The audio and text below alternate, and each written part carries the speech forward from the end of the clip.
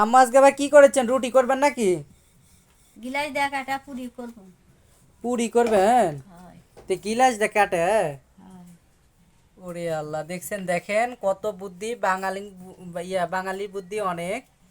এই তো দেখেন গিলাস দে কাটে, আম্মু অনেকগুলা পুরি করে ফেলছে। এগুলা পুরি বড় বড় হবে। হয়। ও, এই তো দেখছেন, দেখেন খুব সুন্দর করে। ওইটাতে তিনটা হবে, মানে মানুষ দেখলে বলবে যে এটা রুটি, কিন্তু রুটি না।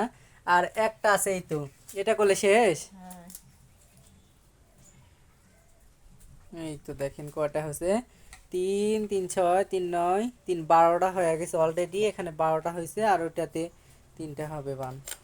তিনটা করে হচ্ছে, চারটা একটু বেশি হবে। এই তো দেখেন একবার রুটির টাইপেই করতেছে। আপনারা চাইলে কিন্তু করতে পারেন, মানে যাদের বাসায় বেশি মেহমান আছে তারা কিন্তু এভাবে করতে পারেন। আর এগুলো অনেকে আবার বলবেন জি ভাইয়া ছোটো ছোটো করছেন, তো বড় করে একবারে খাবেন।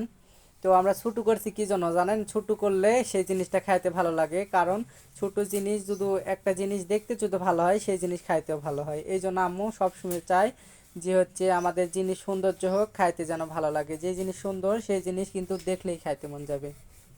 এই তো দেখেন একে রুটি, একদম রুটি, মানে এত সুন্দর করে ঘুরতেছে।